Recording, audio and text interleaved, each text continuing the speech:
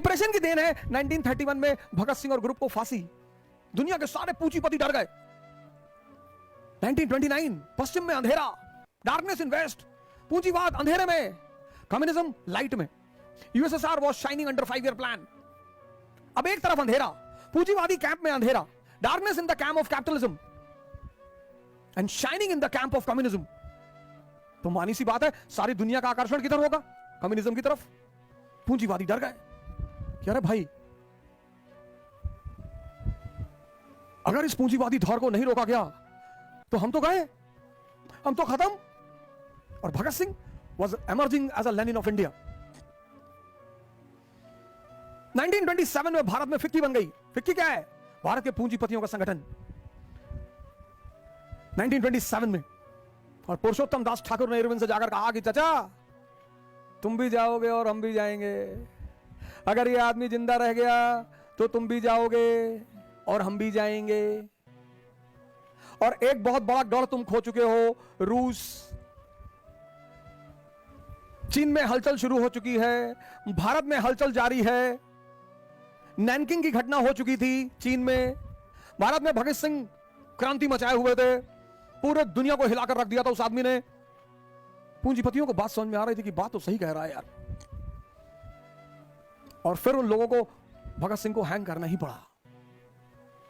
भगत सिंह की हैंगिंग की मुख्य वजह है ग्रेट डिप्रेशन।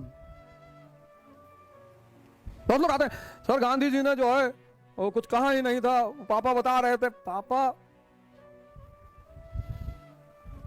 इस देश में लोगों को बड़ी सारी जानकारियां सुन के होती हैं, सुन के। भैया मुसलमानों ने हमारे मंदिर तोड़ दिए। अच्छा, तो तुम लोग क्या कर रहे थे? देख रहे थे खड़े होके? भाई महमूद गजनी अगर आता रहा होगा तो 50,000 लोग लेकर आता रहा होगा, बहुत आता रहा होगा।